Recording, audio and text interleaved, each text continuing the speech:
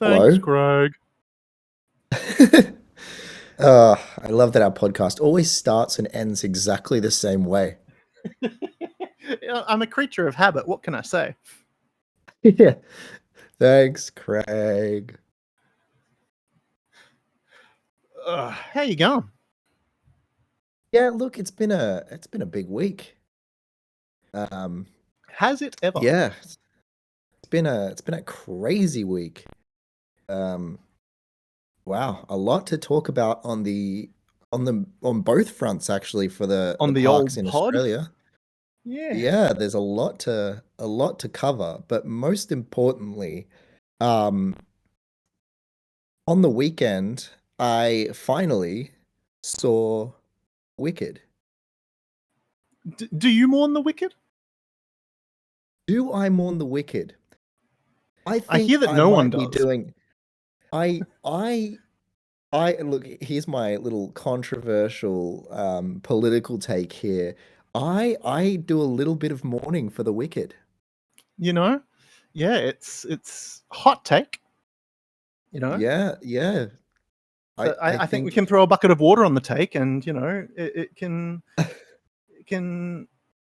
all come out well in the end. how Well, for much do some. we actually? Yeah. Well, yeah. I guess it depends on a few factors there. Um, how much do we actually want to we probably should have asked this question before we press record on the podcast, but how much do we want to say, and like, do we assume that our audience have also seen Wicked, or that they want to see Wicked and haven't yet, so we shouldn't say too much? I am going to say, if you have not seen Wicked, either the movie part one or the theatre show, we will probably discuss it in depth with great spoilers for part two because we've seen act two of the actual musical. Um, Yes. so if you do not want to have any of it spoiled, I would suggest skipping to 39:48. and then all will be Oh, well. you bastard. Now I have to edit. How come whenever I'm having like a nice lazy day when we record the podcast, someone does something that requires actual editing effort? I just want to Because upload a I'm raw audio sabotaging file. I just want to have a nice day where I can just upload a raw audio file straight to Spotify. you. Oh God. Yes. Uh, Feel free to skip ahead if you haven't already to 39:48. and let's talk Wicked.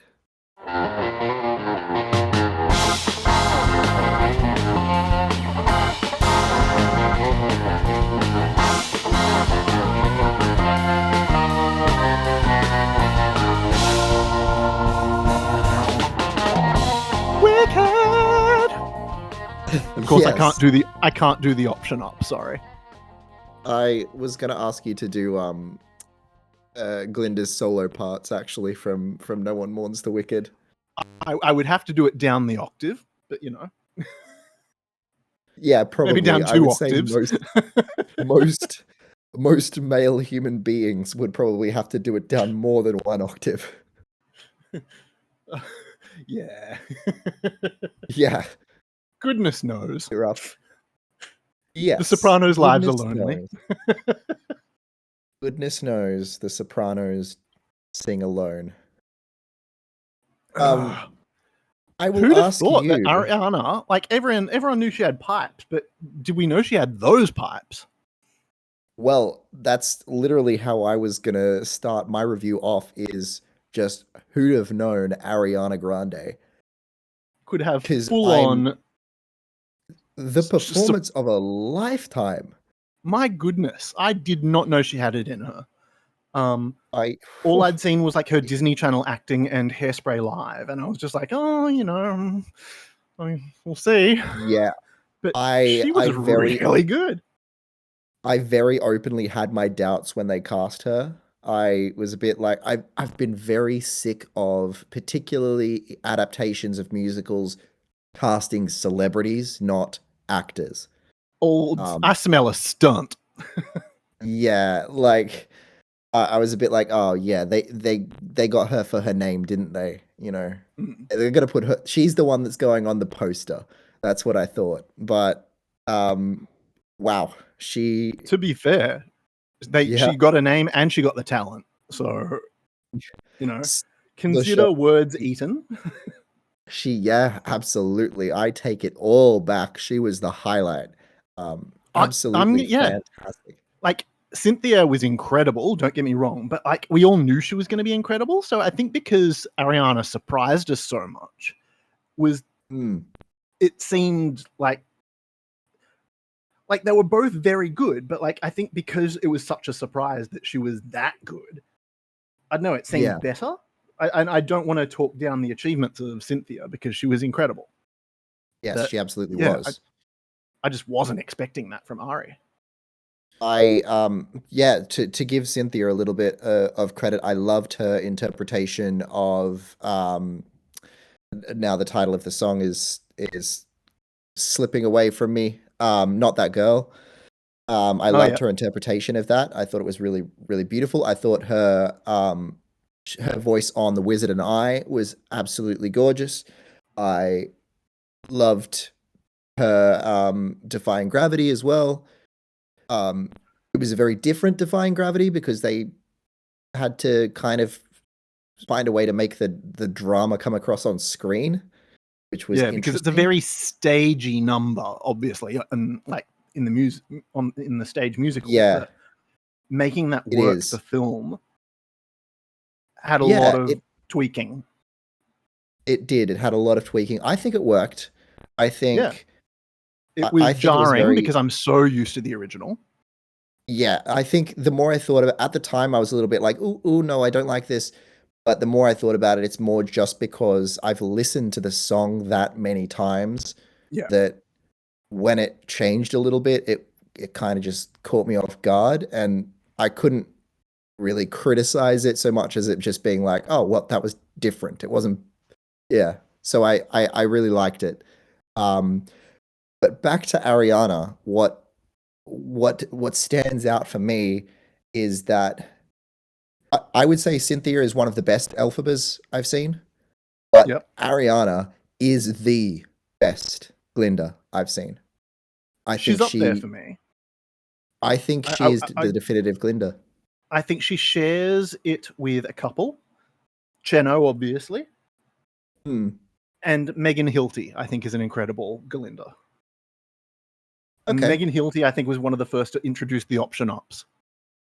Yeah. I think Ariana made it very much her own. And very much so. And filmically it worked.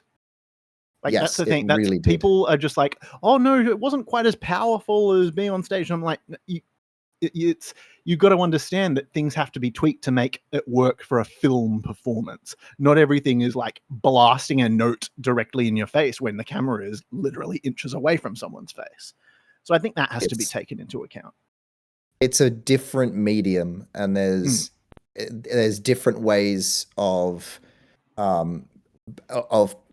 putting across the same emotion that you would on stage. You've got to do it very, very differently.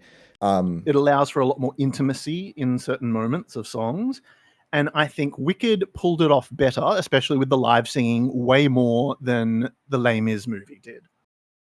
Oh, God, yes. Not to say that the Les Mis movie didn't have good points, but I feel like it was very inconsistent across the board, whereas the Wicked movie was just very good most of the time. Yeah, I'm the Les Mis movie and other movies of its type, particularly the dreaded Cats. Same director, wasn't it? They're same director, yes. They're the ones that give me great pause when it comes to screen adaptations of stage musicals because, as I mentioned earlier, I was very wary about whether Ariana Grande was cast for her name. That they were very guilty of that through Les Mis and Cats. You know, the likes of Taylor Swift and Jason Derulo and James Corden and Russell Crowe. And do not get me started on the Corden. Oh God, if James Corden comes anywhere near part 2, I will I will burn something down. I remember when like his name was rumored for Dr. Dillamond and people rioted. Ugh. If he comes anywhere near it, anywhere near part 2, if he has a cameo in part 2, I will burn the place down. Yeah. I Yeah. do not touch part 2. I love the representation choice to cast Nessa Rose as an actual wheelchair using actress. I think Yep. that's a stroke of genius. I have to ask the question. Yep, I know the question too. How are they going to make her number in part 2 work? Yeah, so spoilers if you haven't already think skipped. They're going to rejig some things in that regard. I think they're going to try the practical effects approach, and I wonder if she's performed in a harness or something. I think it will be a combo of that and body doubles. Because I think they want to give her they want to give her the license to actually perform it. They don't want to take away part of her role from her, because that would be almost even more offensive than casting an able-bodied person in the first place. But well, if big spoilers for Act 2 here. If you think of the lyrics for Wicked Witch of the East, it relies very much on her character being helpless and needing to be helped. And that seemed to be a very big point of difference with the character development for Nessa Rose in the film version in part 1, is that she had agency over her body, and that, you know, that when Miss Coddle was like trying to do everything for her, she was protesting quite a lot. So I wonder how they're going to handle that for part 2. Because that seems to be the big point of difference between stage Nessa Rose and movie Nessa Rose. I think where I see it going is it's less of a thing that she is helpless and more that everyone else treats her like she is. I think they've kind of adapted it to be more of a modern take on what it's like to be a person living with disability. Where they're saying she is not helpless, it's just that everyone else treats her like she is. And I think that actually works better for the character. I think it gives her a lot more I think there's a lot more gravitas to it, because I think it doesn't place her struggle on her disability. It places her struggle on the way the people around her and also herself. Like, let's be real, she's not a good person. She's a really she's not a nice character. She was the spoiled child. Yes. Granted, she did have adversity to overcome. Let's not minimize that, but she was the child that was treated way better than the other child. And which is always really interesting to me, because this part of the story, it's fascinating to me, because both Elphaba and Nessa Rose are other in some way, like they're different to other children, and yet the governor hates Elphaba and treats Nessa Rose like can do no wrong, the golden child. So I'm like, it's not that he's afraid of having a child that's different or unusual. He's just racist. And also she's a big symbol for his wife's infidelity. True. Yes, that is true. So I think that's a lot of projection of his own, insecurities and jealousy and, hurt onto his daughter, who can't help the circumstances of her conception and birth. Yes, very true. Who else haven't we talked about? What did you think of Jonathan Bailey? Oh, I was about to say something not PG-13. I do love that they added a little bit of bisexual energy to the character. Strong bisexual energy. I remember you saying that earlier in the week. I think that's a great touch. I think he did really well. I thought Dancing Through Life, it's never been my favorite song, but the choreography was one of the highlights of the film. Dancing Through Life, it's people have one of two piss songs where they get up and take a piss. It's either Dancing Through Life or it's Dr. Dillerman's song. Mm. And Yeah, I think he made it not a piss song. Yeah, you have to stay to see that choreography. Yeah. Oh my god, so good to see him, swinging off ladders, and that whole apparatus looked so dangerous. It looked so dangerous. It was really cool. Like it was a great set piece. But I saw a great TikTok this morning where it's a TikTok creator who reviews fantasy worlds and the worlds of movies based on their accessibility for people with people with different abilities. And he was like, this one's really important because obviously there's a very prominent character who is a wheelchair user, so accessibility is very important. And he was singing the movie's praises up until Dancing Through Life, and he's like, what the fuck is this library? Like, how is... Apparently, I mean, if you could get the wheelchair onto the circular tracks, I suppose you could use it, but that's a very big He was like, apparently in this library, if you want to get a book, you don't just have to be an able-bodied person, you have to be a fucking acrobat. Parkour! It was funny. I like that. But yeah, it was a great bit of choreography. As I said, it's never been one of my favorite songs in the show. But I think that the 4 songs in the first act that are some of my favorite songs in the show, they did justice to all 4, which is such a rare thing for an adaptation like this. I am a huge fan of, obviously, Defying Gravity, obviously No One Mourns the Wicked, and Popular and What Is This Feeling. All 4 were excellent. Yeah. Have you been holding space for the lyrics of Defying Gravity? I still am struggling to understand what holding space is. It is a valid term. It was not used correctly in this context. I've watched that interview so many times, and I'm like, what do they mean? What are you talking about? My favorite thing is like someone like commented underneath saying like, I'm trying to figure out what my favorite part of this interview is. The holding space for lyrics of a 20-year-old song, Cynthia acting like she personally wrote it, Ariana gripping onto Cynthia's index finger throughout the entire thing, or the reveal of a couple of posts.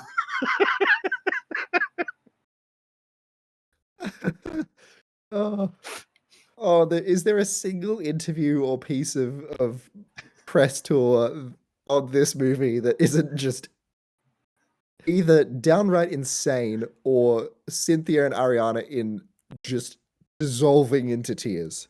This whole press tour has been unhinged, and I'm here for it. I needed a distraction after, recent events. Oh, absolutely. Yeah.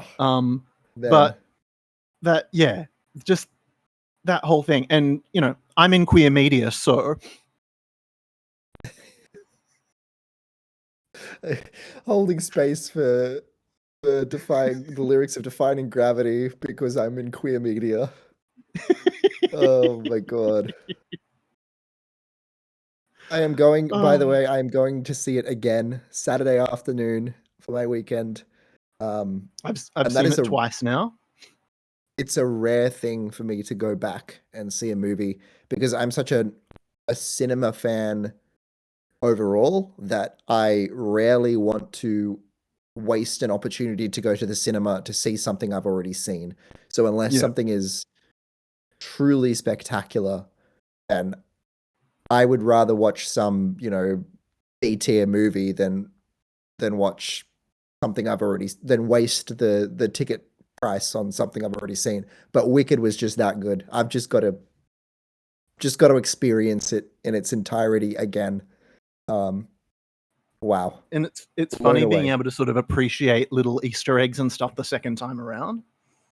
Yes, I'll be able to more actively look for that kind of thing, which I'm excited about.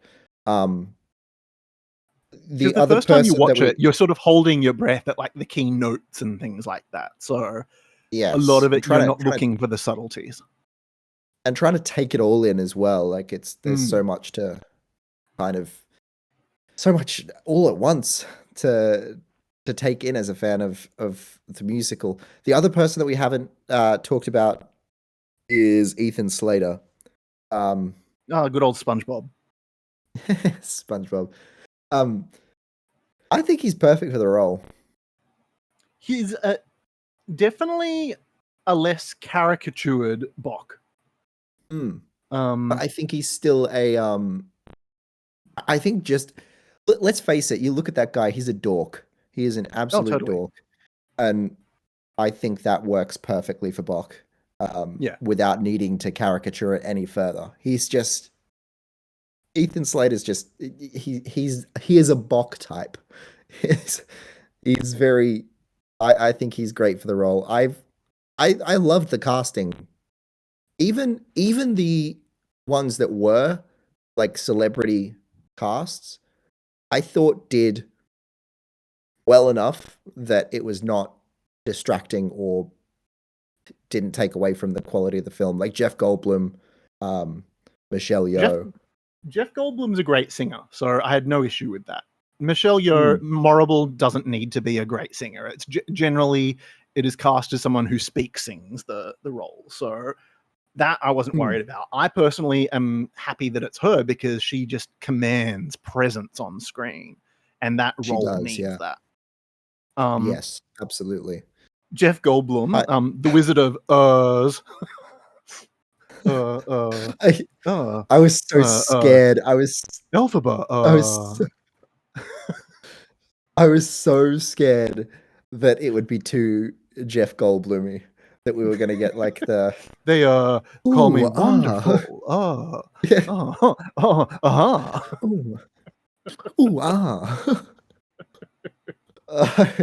Like I love But Jeff it Goldblum, worked. but I was like Jeff. Pull it back. But like I think it worked for the character. It does. The like, quirkiness. The wizard has to be sort of charming and disarming in a way, but the serious and more like when sort of he reveals himself kind of things, he played that correctly. So like he did the whole Jeff Goldblumy thing when it was time to be funny and charming, but when it was time to be sort of, you know, a bit more villainous, he was able to play it straight, and it was it worked. He did a fantastic job, absolutely. I've lost my train of thought now. Oh no, I was going to ask, how are you now feeling after seeing how part 1 went, which I think we've both agreed is very, very well. How are you feeling about part 2? Because my answer to this question is probably not what people are expecting after me giving this like a 9.999 out of 10. I am hoping that part 2 fleshes out a lot more character development because it's sorely needed for Act 2. And I know there are reveals in Act 2 that you're not a fan of, whereas I enjoy.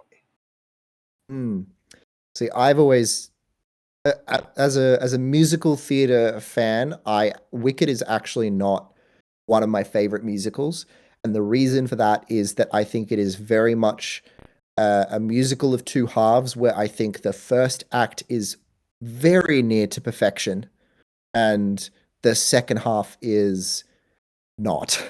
And I'm very worried, therefore, because I'm not sure how I feel about a film that is just Act 2, which I inherently do not like as much as Act 1. So I do hope you're right in that sense, because I think the solution to that might be that they flesh out some of those characters, give some of those plot points a bit more development.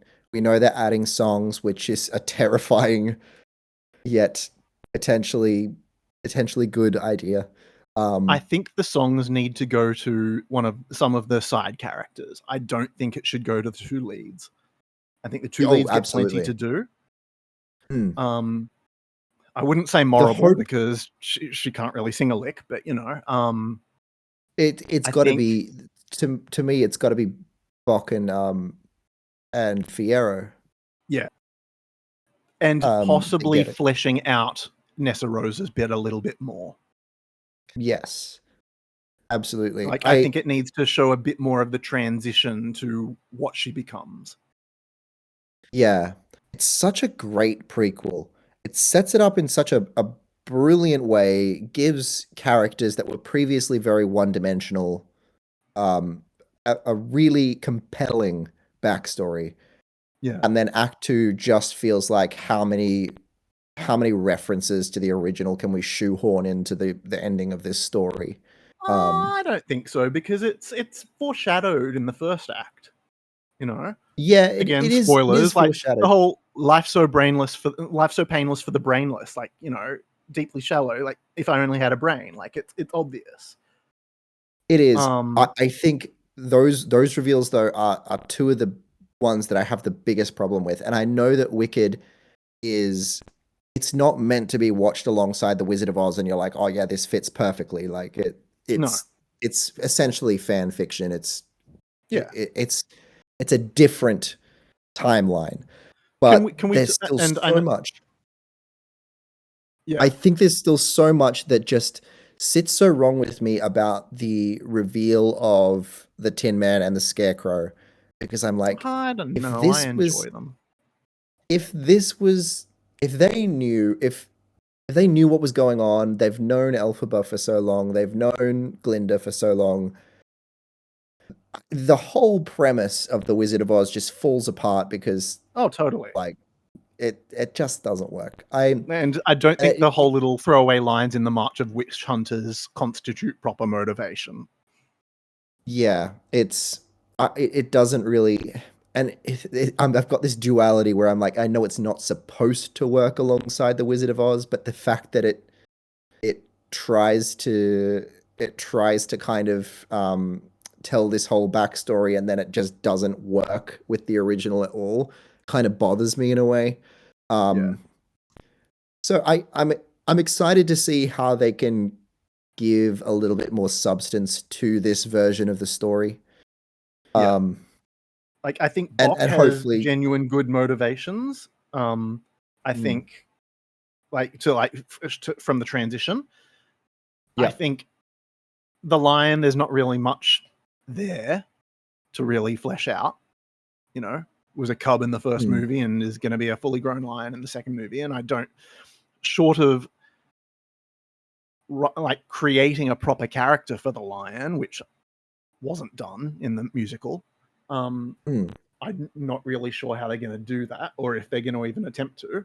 I feel like there needs to be a explanation as to why Fierro is teaming up with Dorothy and the others, because it's too much of a. Also, it's a very big leap, especially because you've got Bok blames Elphaba. From his perspective, Elphaba actually did maliciously turn him into a Tin Man. Yeah, we told people to skip because of spoilers, didn't we? Yeah, we did. We gave them a time. Yeah, we did. We did. Yeah, so Bok actually does believe that Elphaba maliciously turned him into the Tin Man, whereas Fierro has always known that it was done. He's known all along that Elphaba is not wicked, and that he was turned into a scarecrow to save his life. Well, it's like is the Scarecrow playing along, kind of thing. Yeah, it's that ending has never really added up to me either. So I'm hoping I think that you're right. And that's to me, that's why. Like, if you're going to sort of draw it directly to Wizard of Oz, that's why the witch goes to light his arm on fire, and then they throw the bucket of water, and that sort of does the whole, oh my god, she's actually dead, and that's her way of, escaping and not being hunted down, because everyone thinks she's faking her own death. And if he's in on that from the start, then that's a little bit better motivation for him. But I think it just needs to be fleshed out a bit. But it's hard to do that without giving the reveal away at the very end. Yeah, it's going to be very interesting to see how they do that on screen, where we do expect a little bit more detail and character development. And of course, as we already expect, they're going to be fleshing the entire act out into presumably another 2.5 hour movie. Which is hefty, considering Yes. that I think it's quite song light. Well, yeah, it makes sense why they would add more songs, because there's not a whole lot there for 2.5 hours. What did you think of the extra half song in the middle of One Short Day?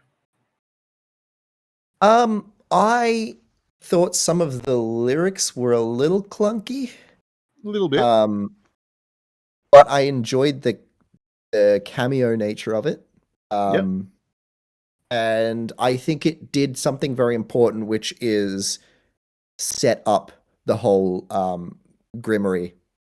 Which plot wasn't point. particularly fleshed out well in the show, so I did appreciate that. It wasn't.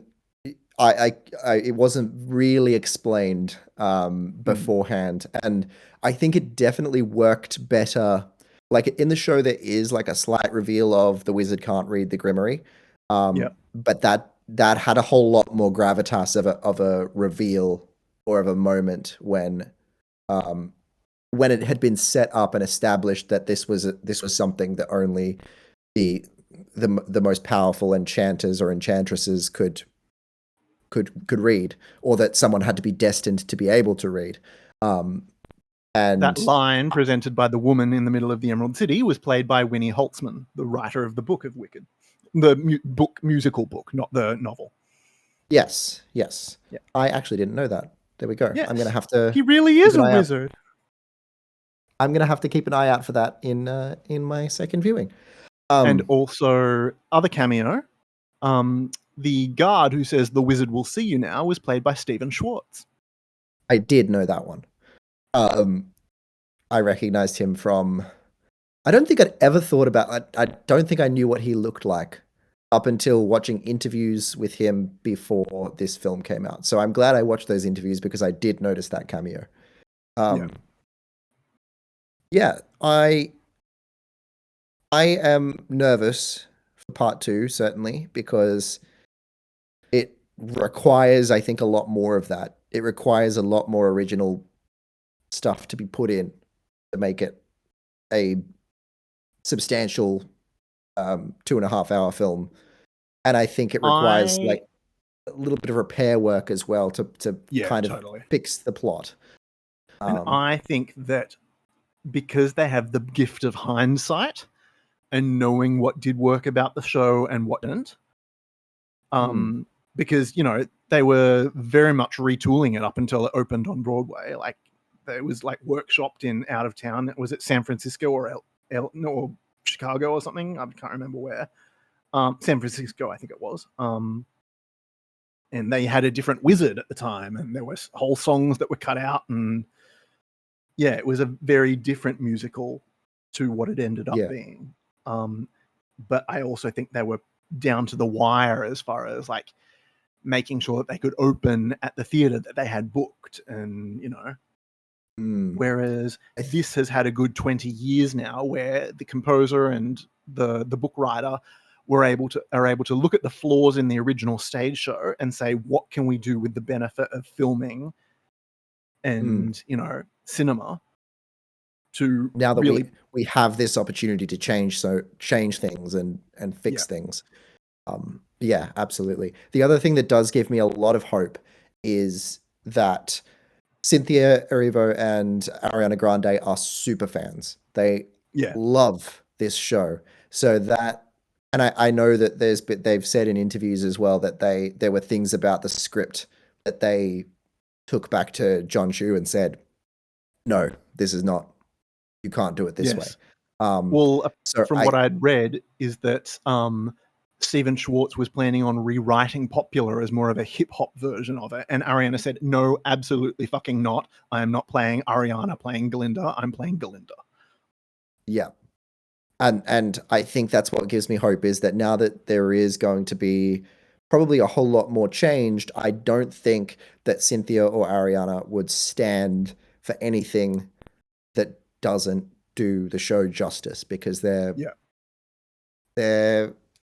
This is their dream being- role. They're not letting Yeah, it. and they feel like go. they've been tasked with taking care of these characters. Yeah, absolutely. And I love that attitude from them. And it means that look, it's still nerve-wracking because the best artists in the world get things wrong.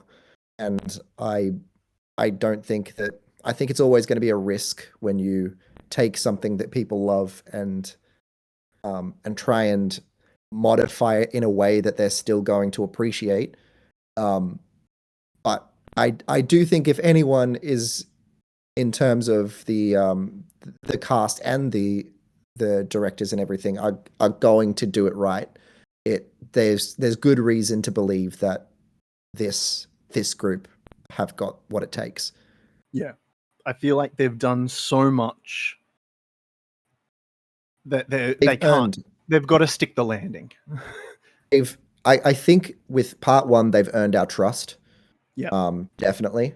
And I think they've earned the license for us to say, okay, take it, show us what you've got, do what you want, do what you need to do with it. And I will definitely be there when it opens in about a year's time, but I will be wringing my hands as a musical theater nerd, being like, oh God, I hope this comes off well. I'm wondering that with the way that they shot things at the same time, they shot their movie all at once.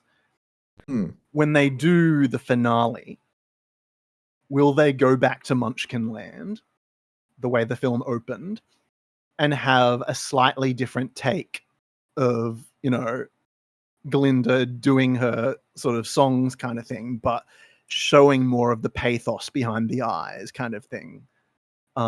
Whereas it was very much masked, as it is always when the show opens, because you don't know what happens. What I noticed about that performance was, and as someone who is watching it from the perspective of I know what has happened chronologically up to this point, I thought that Ariana Grande did a fantastic job with that. There was a pain behind that Especially performance. throwing the torch. Oh, what a moment. Yeah, there was a real, like, the Munchkins are all absolutely celebrating Elphaba's supposed death, and you could just see the pain of having to go along with that. And and it was mostly very well hidden, but just there were moments in there that just you saw glimpses of it, and it was great. Yeah, and well, I think people are still getting to appreciate that, because as far as anyone who hasn't seen the musical and doesn't know what happens in Act 2, as far as they're concerned, they know that this story is going to end with Elphaba dying. So I think people still got a chance to kind of appreciate that and be like, wow, this is what we're seeing here is her having to join in and announce and celebrate the death of her, what was once her best friend. Well, as far as she knows, she doesn't know that she's alive. Yeah. So it is genuine mourning on her part. Yes, absolutely. I do wonder if that will still be the case. I think I think they might. I don't know. I'm not sure which ending has more gravitas, Glinda not knowing or Glinda being kind of the mastermind of the plan. No, I think it's not knowing, because then there's genuine pathos, there's genuine grief there, and it's showing appreciation for friendships while you have them, and I think that's the moral of the story, really. Very true. One of the morals, anyway. And yes. I think changing that would be I don't know, ruin it. It's like when they changed the ending of Into the Woods for the Disney movie. It's just like, whoa, why would you do that? Yeah. I think we've gone for 40 minutes. We should probably move on so that the people who did skip don't miss 99% of the podcast. Shall we segue into something thematically similar? but Well, yes, not completely is it- related. I was going to use it as a segue to ask, what do you think the success of Wicked, because let's face it, it's a phenomenon right now, Yeah. means for movie world? I think they knew exactly what they were doing. I think I they think- knew exactly what they were doing, but that they have fucked up big time. Very much so. Because They've not met. The they've timing. missed the, They should have had it open. The window has. They've missed the window. I don't think they've missed the Uh, window yet, but it is rapidly closing, and Yeah. I don't think, looking at progress, that they're going to make it. Also, I think they've fucked up because out of all of the teasers of characters from the Wizard of Oz, they've only really shown Dorothy and like her gang, and I've not seen any hide nor hair of the actual witch or Glinda. Yeah, I think especially Glinda should have because they want to do all these character meet and greets. How have they not shown off a Glinda meet and greet yet? I can understand maybe that maybe Elphaba or the witch. I'm not sure how they're going to portray the witch as a character. Oh, they'll Is it gonna be definitely the do it Wiz- like the original Wicked Witch because that's their licensing Yeah. agreement. Yeah. So I but- think that'll be less of a. She'll play more of a the same kind of role in movie world that like the Joker, Joker. and Totally. Like um evil, but like cartoonishly, like not Yeah. actual scary. yeah, she'll be the Like cartoon villain. like the but evil queen at Disneyland is played. I definitely think that there should be, if there's not, it's an outrage. There should be a Glinda meet and greet. 100%. And In like the full-on old school Billy Burt costume with the the very big wand and the crown, yeah. Totally off topic, but I'm now thinking about how I would love to see them do a really nice float for her in the parade with the bubble. That'd be great. I would love her to be going along in the movie world. I don't know what they call it now, the All-Star Parade or whatever. Just her flying the whole along. thing and is that they've relied so heavily on superheroes for all of this time that they needed something that was going to skew like be more girl friendly as opposed to like boys being all superhero yay. They needed like the equivalent of a Disney princess, and this was their opportunity. And aside from Dorothy, they haven't really shown anything like that. And Dorothy was never going to be the popular character on the Tales of Wicked. No, absolutely not. And even if you could only use Dorothy's gang, I feel like Dorothy would actually be the least popular meet and greet character out of her original gang. I'd rather meet the Tin Man, the Scarecrow, or the Lion any day. That's a much better photo opportunity than a photo with what is literally just a teenage girl in an old timey farmer's dress. Like, let's be real. Gingham Dorothy's is so not, 1800s. Yeah, like it's not. She's not that interesting of a character, like visually. Yeah. Actually, you know what? She's downright not that interesting of a character at all. No. She's just the vehicle through which we see the story. She has no depth to her.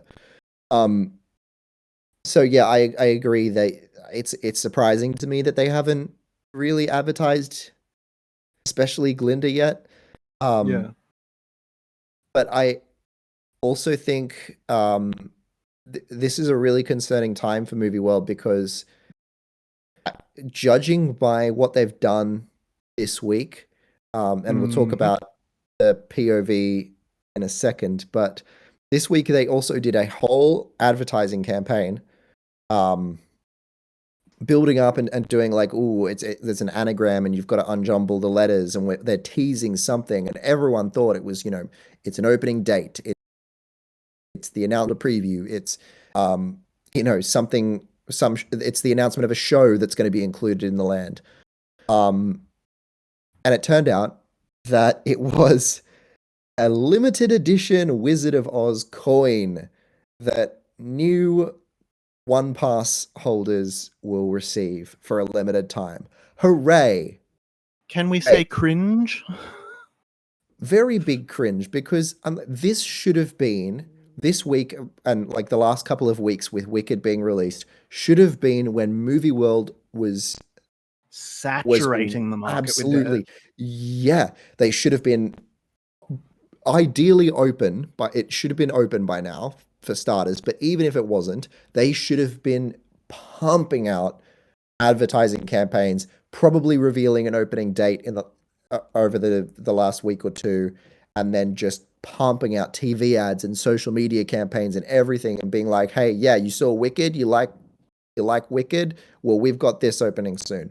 And the best they could come up with was a coin. It's I and you can tell that they're floundering a little bit because of how much effort they put into teasing that coin. I'm like, oh, great. So Who's gonna care about the friggin' coin? I don't give a shit about a coin. I do not care at all. And the fact that you're teasing that like it's one of the big things that's going to happen over the coming weeks at the time when you're building an entire new land is really concerning to me.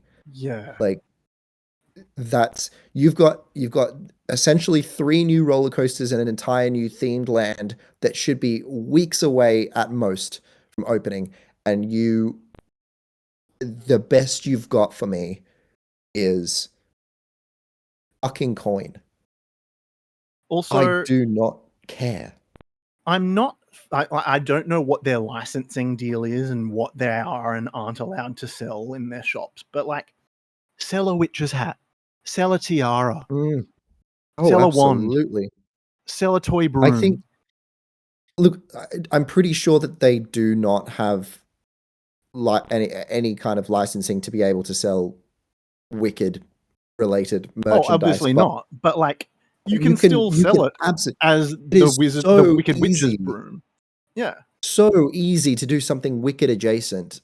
Yeah. Through the Wizard of Oz. Just, make Glinda and the Wicked Witch slightly more important characters than what they normally would be in the context of Wizard of Oz alone.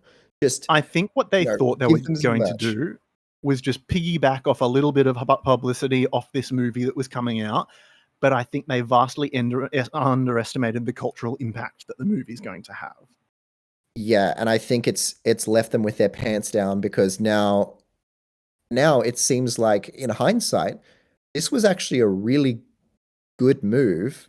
Wizard of Oz Land was actually a really good move that could have benefited them hugely. 100%. It's as you've said, it has had a huge cultural impact, and there would be so many kids who would want to go to Movie World right now if that land was open and they could meet Glinda and meet the Wicked Witch. They would be all over it. And now there are going to be little girls that could have been wandering down the yellow brick road singing Defying Gravity. Like, it's... Yeah, absolutely. They've really been left with their pants down, because I can't see this land opening before Wicked probably leaves cinemas. I think Wicked's going to stay in cinemas until at least after the new year. Because they're only opening the sing-along versions on Christmas Day. True, but I don't think necessarily that the land will be open before the new year. Yeah, I'm thinking January opening is looking more and more likely. And yeah. Also, are you guys getting the sing-along versions in Australia? Because I saw the article about them this morning, but it was only cinemas across the states. So I'm not sure if we're going to get them here. It's not something I particularly want to go to, but I know I'm not the target audience for it. I would hate that experience. I'm not going to it. I just 100%. I only saw that. I paid the extra money and went to see a Lux session just so that I didn't have kids running up and down the aisles or people singing along. I did not want my experience to be ruined. The same thing. Yeah, I'm very much contemplating doing the same thing, because my local cinema has one of the the ones with like sofa beds and stuff. And I'm like, that Oh, might be nice. the way to go. Slightly more expensive, but there won't be kids there. So, yeah. But yeah, I think it has very much left Movie World with their pants down, because I think it's not that they've necessarily done anything specifically wrong. It's just that they What they've clearly done is a didn't. bit tone deaf. Yeah, they clearly didn't see this coming, Yeah. and now all of the delays and the flaws and the fact that they didn't plan this out very well, is now completely exposed by the fact that The Wizard of Oz is probably the most talked about fictional universe right now. Universe. It's Yeah. everyone's talking about it right now, and Movie World's here like, uh, um, it's not open yet. Shit. Well, they're working so hard on creating these figurines of Dorothy and her gang for the entrance. There's no figurines of Glinda or the witch, you know. Yep. And Yep. who knows? Maybe we could eat our words, but yeah. I And think after the that video that was released this week, yeah, we got some more God. fumbling of the bag. This is not looking. Yeah, the theming is. We've been talking for months and months and months about how what we're most excited about with this land is the The theming. immersive theming. It's what they were talking It's up. it's the immersive thing. It's what they were talking up. We knew that the roller coasters were just off the shelf models, and that's fine as long as the land is immersive and well themed. And it was something that was not DC Comics, that was going to bring back a good substantial Movies to amount of Movie theming World. to move. Yeah, putting the movie back in Movie World, and it. We've seen a POV now of Flight of the Wicked Witch, and I think the closest we saw to theming was a few scary looking trees. And Like, just unfinished landscaping. ugh. And I think it was a It, big misstep on their part releasing that video when it was unfinished. yes. At least Kansas I mean, Twister, they released Vision when all of the fake corn had been planted. This just looked completely unfinished, and this close to the opening, it yeah. puts a lot of doubt in everybody's mind, thinking, "Is this it? Is this all you're doing?" Well, and that's Because it's I don't very underwhelming if understand. so. I don't understand why they released it. If this is because it's clearly not finished. Like there's some parts of it like where the landscaping's still got plenty to do. No one Yeah. is watching a POV of Flight of the Wicked Witch to be like, oh, that element looks cool and whippy and forceful. We've seen this layout. We know what it does. We're watching it because we're like, I wonder if I can catch a glimpse of like a theming element, or what's inside the station, or Yeah. What's making it different? That's what we were watching for, and we saw nothing. Absolutely nothing. It We should be saw embarrassing. drainage Yeah. holes and gravel. It should be embarrassing to Movie World that not only does TNT shit all over it in terms of how well themed the layout of the coaster itself is, but also people recognize that. GP recognized that in the comments and went, "This is just TNT at Gambaya World, but less well themed." Yeah. And the It's fact that people were embarrassing, to picking be up on that, honest. yeah, the fact that it's not just us picking up on that like Thuzies in a podcast, it's members General of the general public being like, we have this exact same roller coaster in Melbourne, but it looks better. Yeah. I'm like, why did you release this POV? You didn't need to. I can understand it's not finished, but finish it before you release a POV. 100%. Like, show glimpses of what's coming, but don't show, like, they blew their load too early. Sorry. Yeah, they really did. I mean, just take a couple of off-ride shots and be like, "Oh, it's testing, it's coming soon," and that way Totally. you can control Teasers of what the farmhouse or of Munchkin Yeah. Land, but don't show the Yeah. whole thing. Give us little glimpses. Like you are able to control what you want us to see. If something's not finished yet, you don't have to show us. But doing You a full literally showed us POV, the man behind the curtain operating the bells and whistles, and without showing the actual wizard's face at the front, they absolutely that is a perfect metaphor. It is. I am very concerned for movie world right now, because I think this is looking bad. This is. I do not have a whole lot of confidence with how close opening supposedly is that that's going to improve any more than like the drainage and escaping being fixed up a bit, and I'm Yeah, concerned. it's the wizard and oh, is that it? Oh, oh, oh, oh, okay. Oh, Oh, that's unfortunate. oh, oh, is that it? Oh, oh, Okay. I'm just so angry at them this week because I I always was like the least excited for Wizard of Oz compared to Rivertown. I think Totally. for obvious reasons.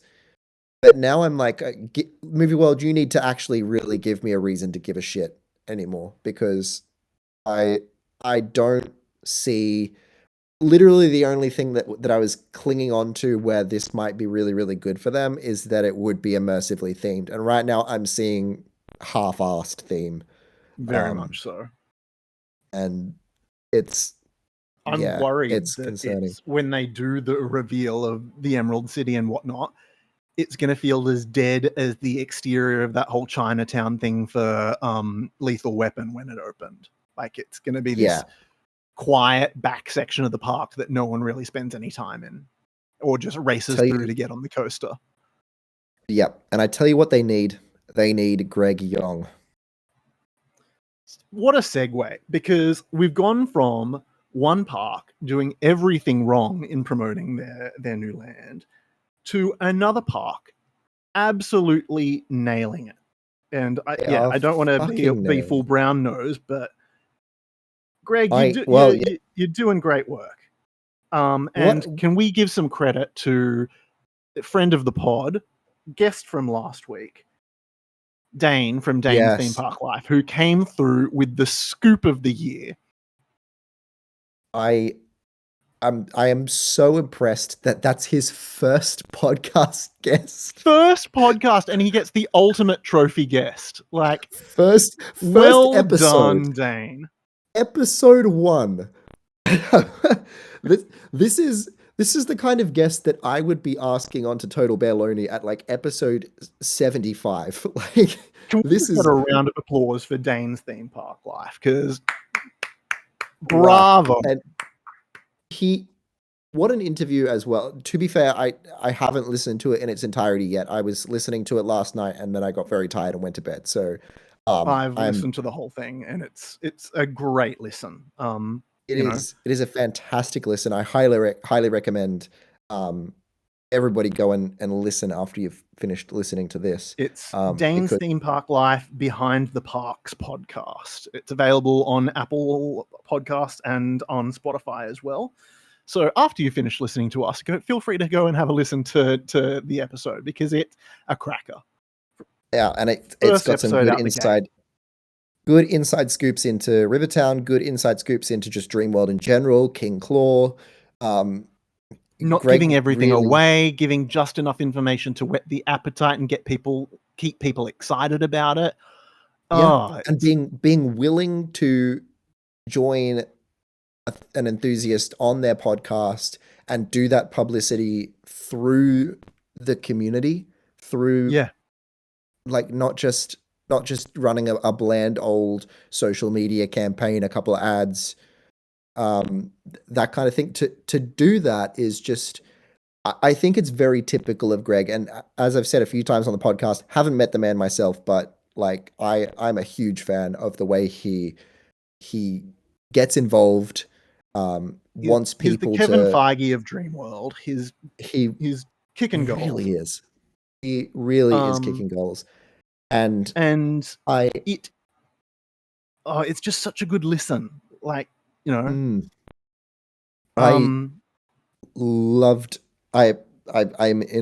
with that podcast already, and I am very, very excited for Rivertown after hearing Greg talk about it. Totally. I'm. It's almost like the complete opposite to what Movie World have done for me this week. Movie World killed 100%.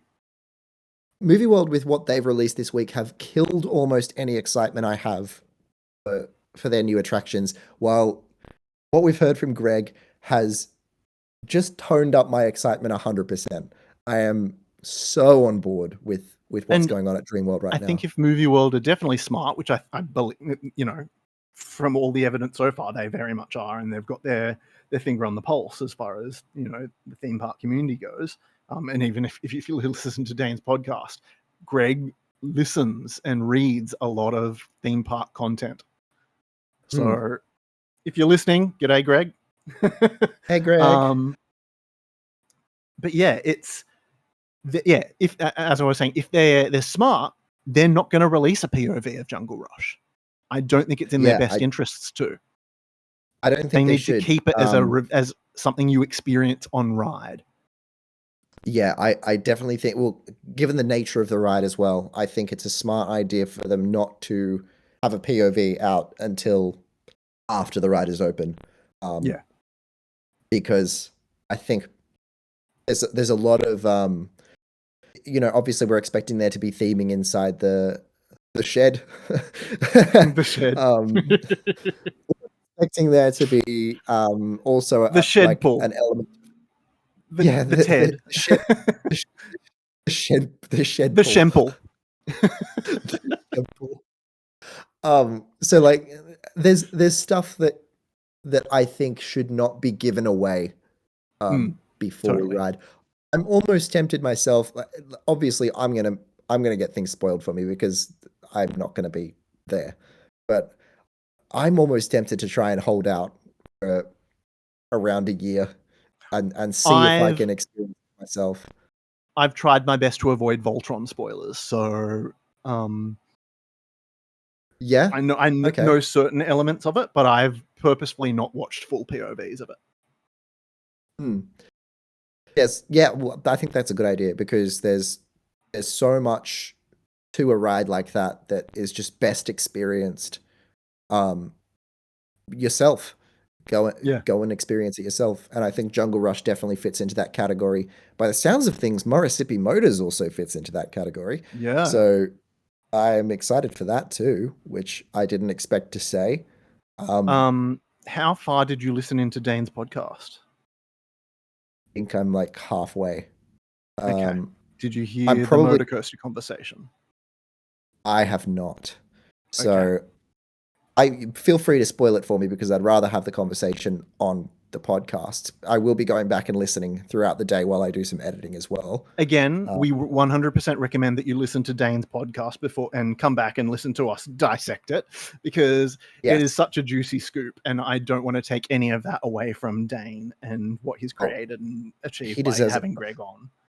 By the way, I just want to say the way he made it sound when we talked to him last week, he was like, "Oh yeah, I'm trying to line up an interview with Greg Yong." Yeah. I was like, "Oh yeah." I thought he was just like doing some kind of sit down like written thing. I didn't realize he was actually recording a podcast.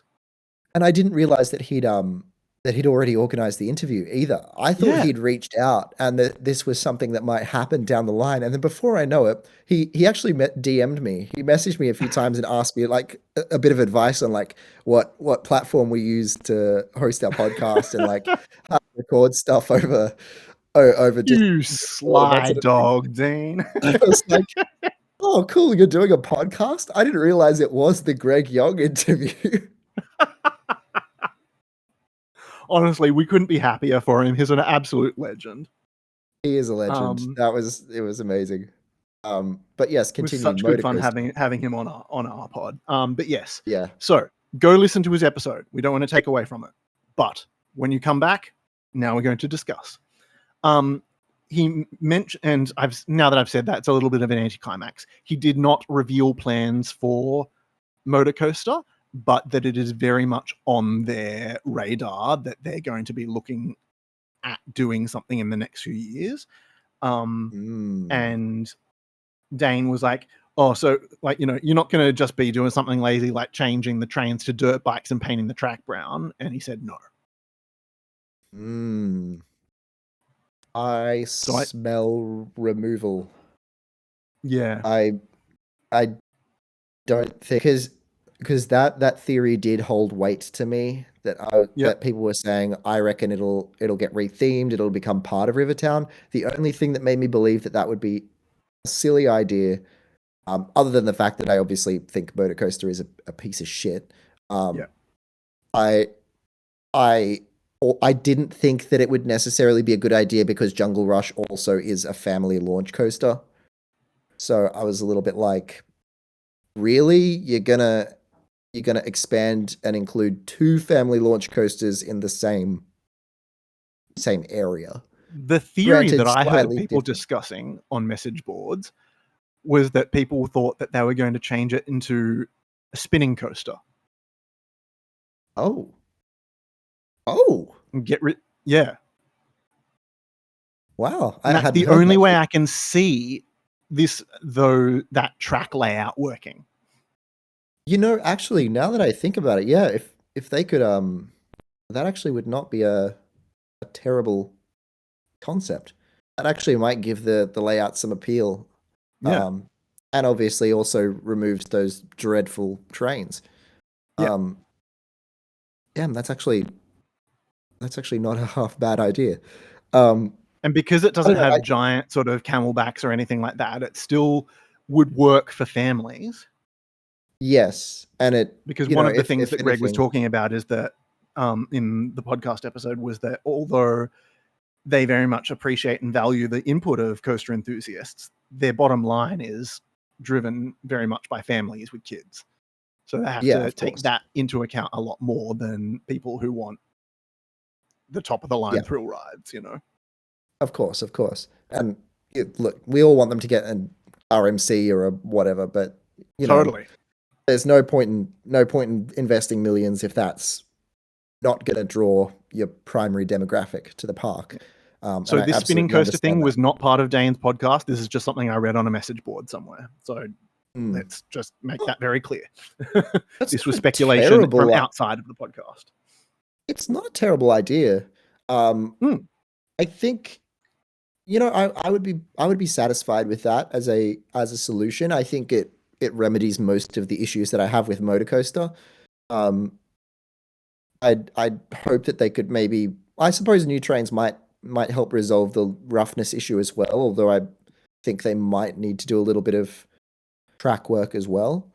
I just it seems odd to me to go to the expense of new trains, which are arguably some of the most expensive parts of a roller coaster, Hmm. to not have to retrofit an existing ride that wasn't necessarily designed for that kind of rider experience. And was not So, necessarily that popular either. yeah. Like, yes, it was probably always one of the only rides in the park that had a line, but that was not because of its popularity. That was because of its terrible operations. So, Yeah. um, I think I just judging by like the amount of people that ride it at any given time, I don't think it's that popular. Um, Yeah. Certainly not popular enough to warrant investing because trains will cost millions. I I don't think it will warrant spending millions to keep it around. Yeah. And by the time they're ready to do something to it, it'll be at least 20 years old plus. Yeah. And I think it will have gotten it'll have had a good run for what it was. Yes. And Yeah. it's time to, I think, completely replace rather than retrofit. Well, judging by the claw situation as well, that's just celebrated its Yeah. 20th anniversary, and And they've they talk at said, length right, about the that's claw in the podcast. So that was a great yep. listen. Stop trying to get people to leave our podcast. Sorry, but it was just such good tea. It was awesome. I was like, no, I'm joking. I'm this joking. tea is piping hot. We're not competitors. We are colleagues. But we are very much celebrating our friend, and I'm going to say our friend because legend. Dane absolute is. legend. He's welcome back on the pod anytime. Yeah, we want to celebrate his success. But with the claw, it got to 20 years old. They were like, all right, they looked into it and they were like, is it serviceable still? How do we replace it? Because it's not. I think what might be an exciting time is that obviously also Motor Coaster is coming up on 20 years old. So the question is, will the same thing happen? Will they look at it and say, is this still serviceable? What can we do to either renovate or replace it? And I honestly think Motor Coaster's staying there for a good 5 years, and they're probably going to do something with Gold Coaster first. Because I think Gold Coaster into the end of its life before Motor Coaster. Gold Coaster's, other than the giant drop, I think Gold Coaster is the oldest ride in the park. And I suppose that also, actually, it is the oldest ride in the park because if you count its life at Luna Park Sydney, it's a few years older than the giant drop. So 1996, I think it was. Yeah. Actually, I think it might have even been earlier than that. I think it was built in around 94 and opened in 95 or something like that. But so a 30-year-old coaster. Yeah. It's had a good run. I think the Gold Coaster has a couple of things going for it. The new trains, the Vekoma trains, have been the Vestas trains. Yeah, they've only been on that track for about 10 years, I think, off the top of my head. So potentially the trains are in a lot more serviceable condition. So I guess the question is, how's the track looking? How's the operating system looking? Yeah, I want to know that's an interesting one. Exactly how much did the Dreamworld staff celebrate when they replaced the trains so they didn't have to listen to Freestyler on loop over and over again? Because if you remember, they had onboard audio playing Freestyler by, was it Bombfunk MC? And I would reminding me of a very dark defenestrate myself out of that station. That's one of my favorite words. I love that word exists. So stupid. The other thing that gives me pause about Gold Coaster being removed or replaced is how recent the retheme was. Because that was only a few years ago. Well, it was Cyclone, then it was Hot Wheels Sidewinder, and then it was Gold Coaster. Yeah, and I get that Gold Coaster was probably just the new theme because the Hot Wheels licensing deal probably ended, but they still did go to all the bother of painting the entire track, painting the train, and doing some new theming elements as well. Granted, they're not like huge theming elements or anything, but they actually did put some effort into the retheme. So they gave it a giant chair. They did. They gave it a big chair. And I just think, you don't go to that effort if the ride's on its last legs. If they were expecting that it was only going to be around for a few more years, they probably just would have ripped off the Hot Wheels stickers and said it's the Sidewinder. No, it's their whole thing. They've got this whole plan going on where it's knowing the lifespan of rides and how long they've got to keep them going, and there's a return on investment kind of thing where it's like, okay, we need to keep this for another 10 years. Let's give it a lick of paint. Let's retheme it. Because we need to keep it running and not have it look run down and like a mess. But that's the thing is the return on investment. Like the amount of effort that they put into that retheme tells me that they're expecting at least a decent amount of time out of it. Because otherwise they would have put that much effort into it though. Painting the whole track would not be cheap. I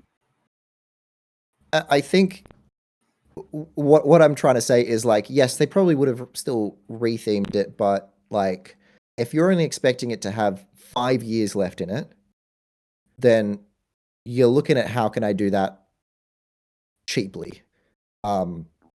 But because the return on they've investments. done very, very simple retheming. It's literally painting all of the track white and changing the color of the cars with no real sort of decals on them, and putting a chair in and a Gold Coaster sign.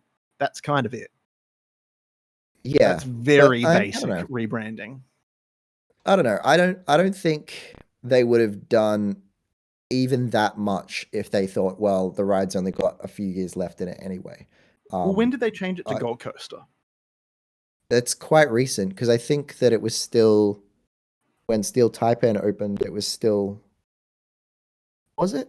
I think it was still the Hot Wheels Sidewinder when Steel Taipan first opened, Looking it up. and then the Gold Coaster thing came after.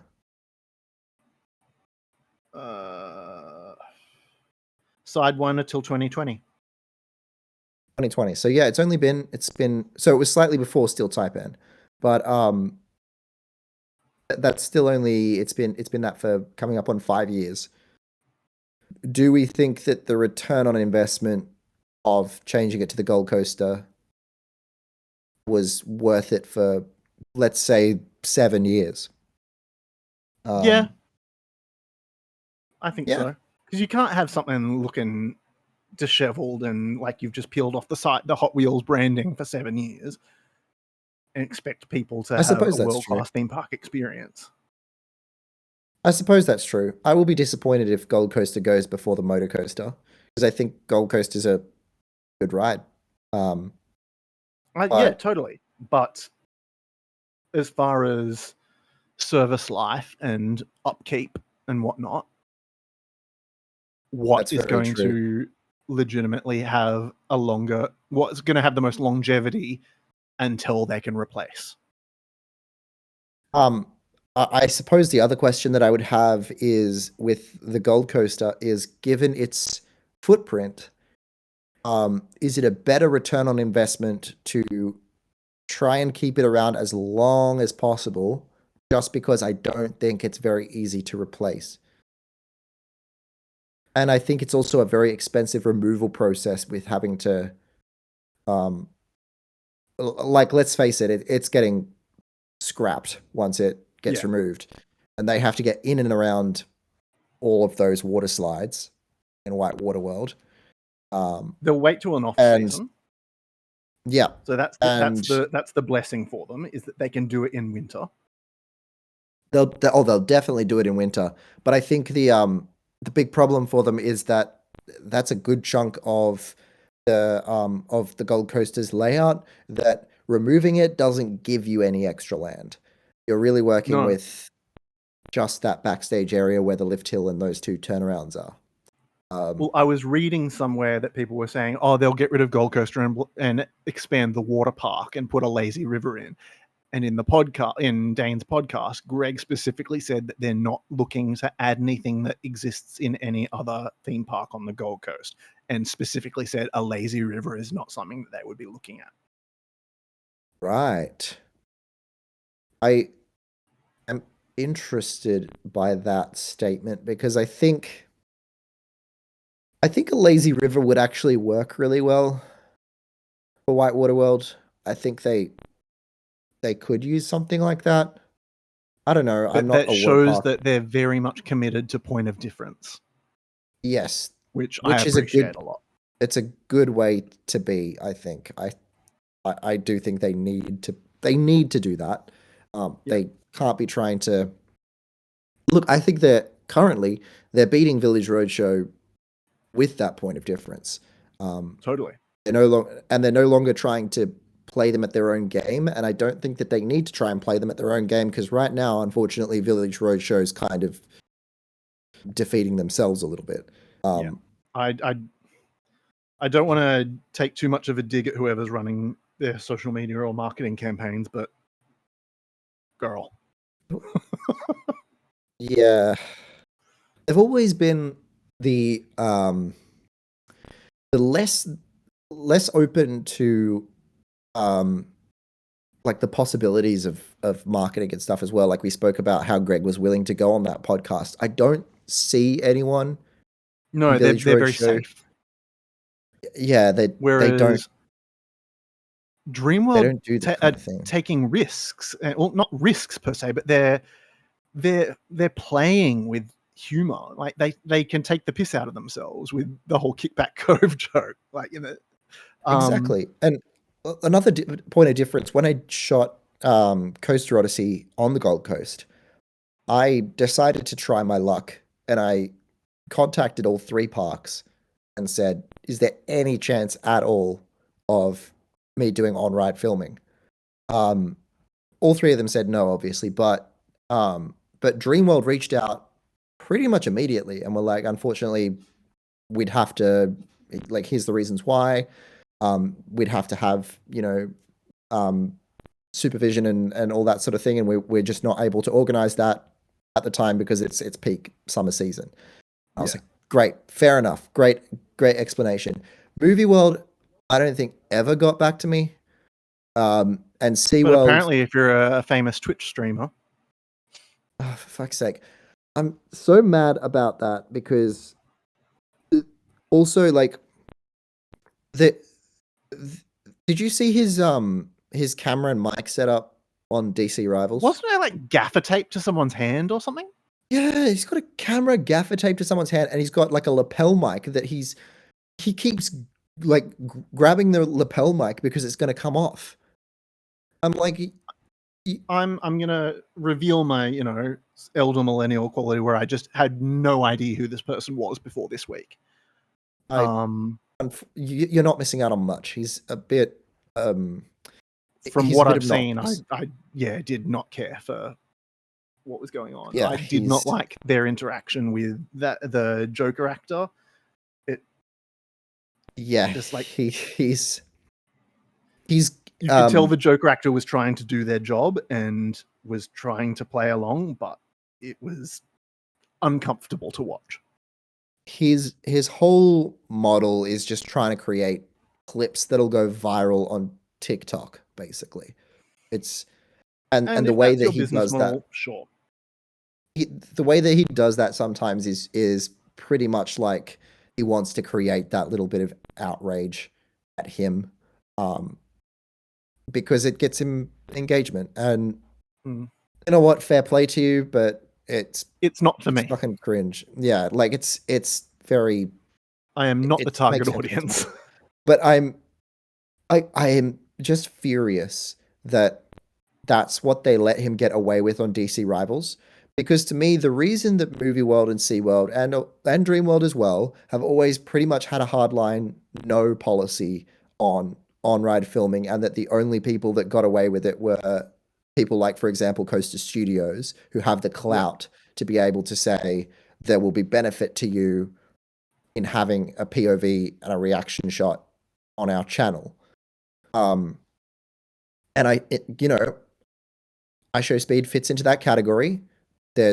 He's one of the biggest creators in the world at the moment, probably. So there is benefit in letting him film on ride. I understand that. But usually the proviso should be you do it with a fucking properly secured GoPro or with like a proper camera mount setup.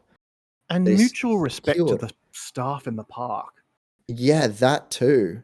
Like, the way that he had security sort of coming through and pushing people out of the way, it rubbed me up the wrong way. That almost made me like. And I'm sure I don't know if any of his fans will even listen to our podcast, but whatever. Look, like I said, if your model and what has gotten you to this point of success is let's create clippable moments, fine, whatever. I'm more angry at Movie World about this than I am at iShowSpeed, because if you're gonna have an interaction with iShowSpeed anywhere, it's probably going to go a very similar way. It's just not for me, and that's fine. But sure. But Movie World let that happen. Gaffer tape. Yeah, that he was grabbing the lapel mic because it was going to come off his shirt. To me, what makes me mad is that people will see that and think that that's how all vloggers and Mhm. social media influencers are going to behave when they try to film something at a park. As if I And didn't at a time in my life when I was pretty much broke, as if I didn't put money aside to be like, I need a GoPro, I need a chest mount, I need a wrist mount because I want to make on-ride content and I want to do it safely. And totally. then you get, like, I forked out savings to be able to get that stuff. And because I'm like, if I'm going to do on-ride content, I'm going to do it properly. I'm going to do it safely. I'm going to do it with permission of parks. I'm going to do everything right because I understand that if I drop a camera, it could threaten someone's life. And then you see a creator like that with the permission of the park making content with just the most dangerously unsecure camera and mic setup. And then going around and bothering staff and being an obnoxious prick. When you've got Honestly. creators who come to their park on a regular basis, showing updates and construction progress and, really raising awareness of what's happening and coming to the parks, and they don't let them do on-ride content. I don't want to speak for any of those guys, but I have not Neither seen do any I. on-ride That's content why I'm not. from. Yeah, I like, for example, those channels that we've mentioned though, and I don't want to say that the reason why is that they're not allowed to, because I think some of them maybe have no interest in doing on-ride content and it's not their style. Yeah. But there are no POVs on YouTube from PC rivals from That's So Mid or Jag's Journeys or even someone that does do like a little bit of that off-ride footage stuff like Theme Park Ogre. I feel like, it would definitely suit Theme Park Ogre's channel style. Look, maybe they disagree with me, and that's fine. But I've been told no to my face, and I understand I'm a much smaller channel than iShowSpeed is, but at least I'm going to do it safely, and I'm going to do it for the purpose of showing off the park and the coaster, not for the purpose of being a fucking twat and for clicks and views. I think this rant of a podcast is just Movie World this week has just done some of the most tone deaf social media marketing shit. Yeah. That I could possibly imagine. And I don't know if you can tell how angry I am about it actually. You know me, I generally try and keep it positive when it comes to the parks and, coasters and whatnot, but I agree. I've been less than impressed this week. Yeah. And I think that not to brown nose Greg Yong and Dane again, but I think that they have timed that very well because very fucking well. The difference between the two has become very clear by how well executed that podcast was and how good of Greg it was to do that podcast, especially. And like at no point did it feel forced or sanitized or, overly scripted. It was organic. It was a genuine conversation between the two of them, and it was a joy to listen to. And I want to say how cool it was of Greg to do that, because I do not mean any disrespect to Dane with this. Obviously, as we've said, he's a good friend of the podcast, but he's not the biggest creator in the world. And this podcast, it was his first episode.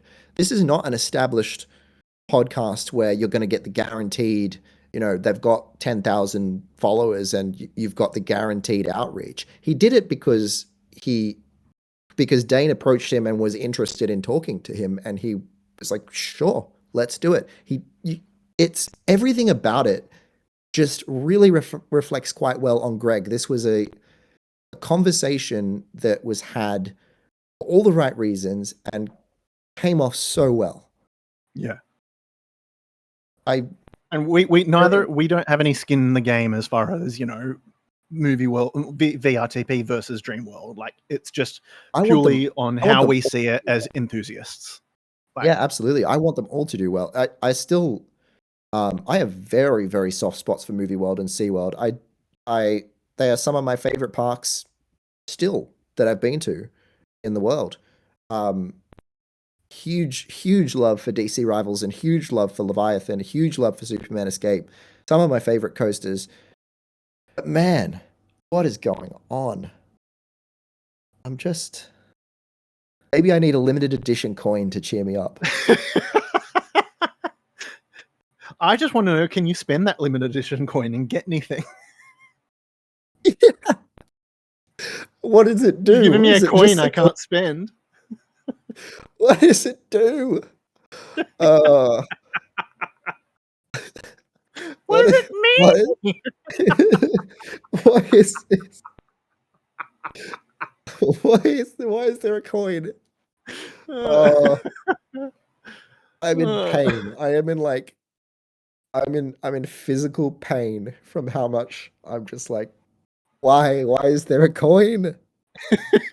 Why did they do a whole week We're off of to play teasing the for a pokies, the wonderful pokies of Oz.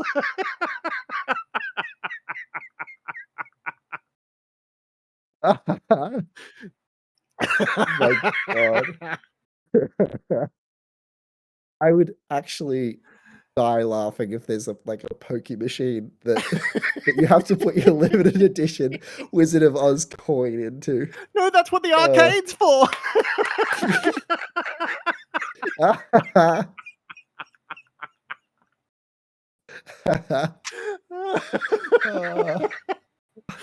I see it now, movie world. The plan's all coming together.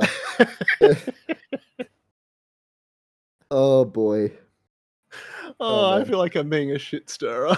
Sorry.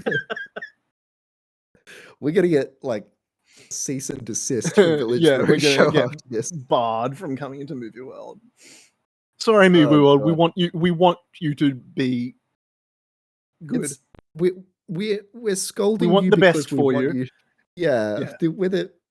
We see the potential and we just want you to live up to it. Yeah. Please start living up to it. If you're listening, get rid of junior driving school. Please. Oh my God. This is going to be our new campaign. It's the Keith Monorail campaign will be abandoned and it will be junior driving school replace it. We're not abandoning that. We just need to have a list of agendas on this podcast. Sure. These are our demands. The Bearloni agenda.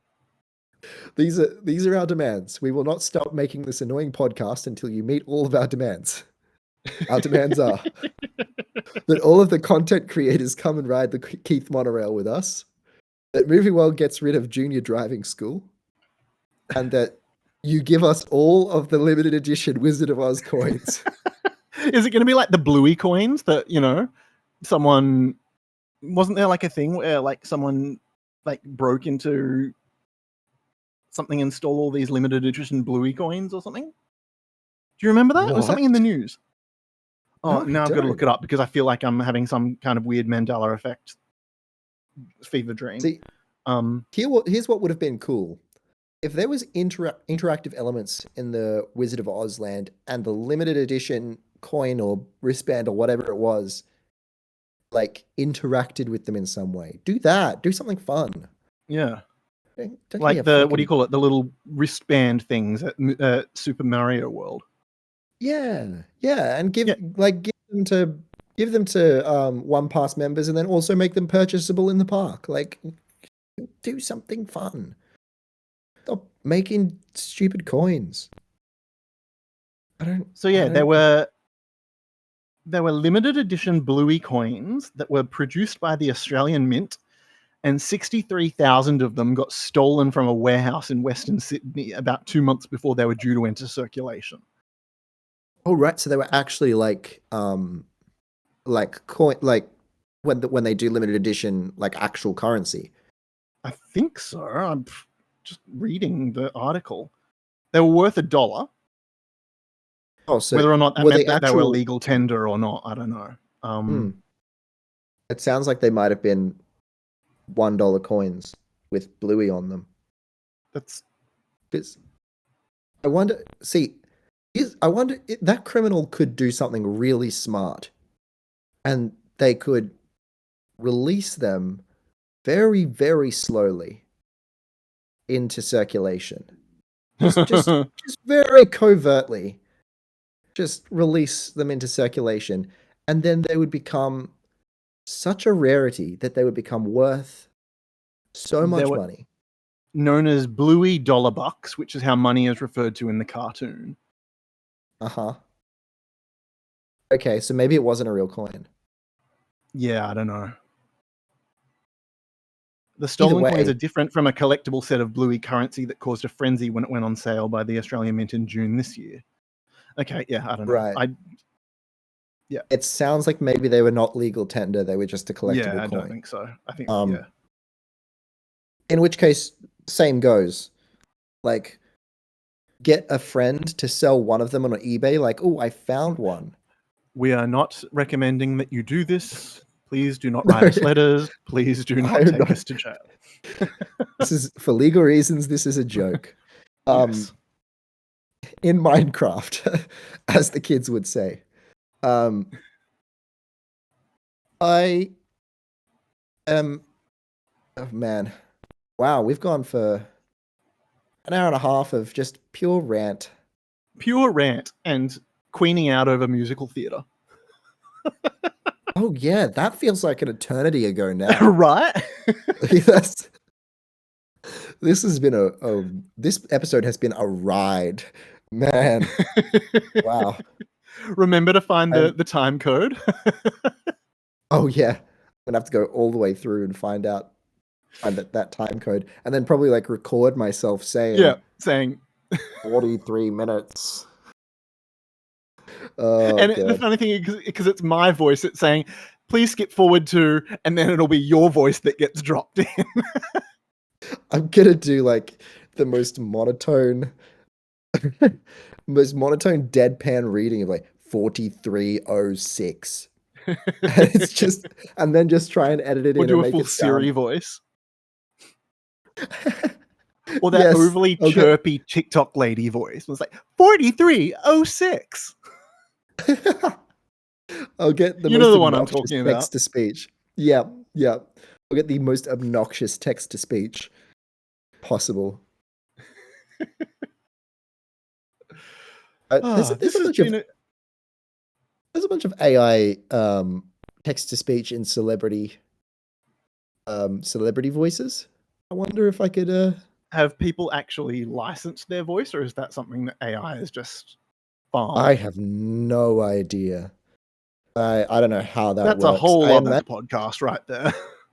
That's a rabbit hole. I feel like probably not, because considering I don't imagine that they've got the license to use some of the the whole appeal is that it's meant to be very big celebrities, so I can't imagine that they're getting in contact with Taylor Swift and being like, yo, can we use your voice? I somehow very heavily doubt Taylor Swift would allow her voice to be licensed out like that. Yeah, especially considering how vocal she has been about, getting her own masters or re-recording her own songs to have agency over the music that's released. And it's not that far off them being able to program them to sing as well. So that's a whole nother rabbit hole of terrifyingness. Some snowy night in front of the fire. I'm just gonna stick with maybe the normal TikTok text to speech instead of the AI robots that definitely are not going to enslave us all in 30 years. We'll be delighted to toil in their underground sugar caves. Oh God. All right. Let's wrap this episode up. Thank you for listening to Total Baloney. We'll be back next week with hopefully a guest on the podcast as well for episode number 10. Has it been 10 episodes? My goodness. Yeah. It's about to be Look at us. 10 episodes. Wow. I bet that's a new record. I wonder if any other podcast in history has ever done that many episodes. No, surely not. I think 10 is certainly that's a stretch. Certainly no other podcast in history has done 10 episodes without so much as a plan like we have. Yeah. 10 episodes of just bullshit. I just remember us talking about it first. Going, what are we going to have enough to talk about? Yeah. Apparently, you Wow. can't shut us up. I was like, we really need to stretch this. This needs to be at least 30 to 45 minutes for it to be a substantial podcast. Oh, I don't know if we we need can to do stretch that. this out. Yeah. I don't think we've every single episode, even the introduction episode where we're still finding our feet and we didn't know what we're doing, that was over an hour. We're here now.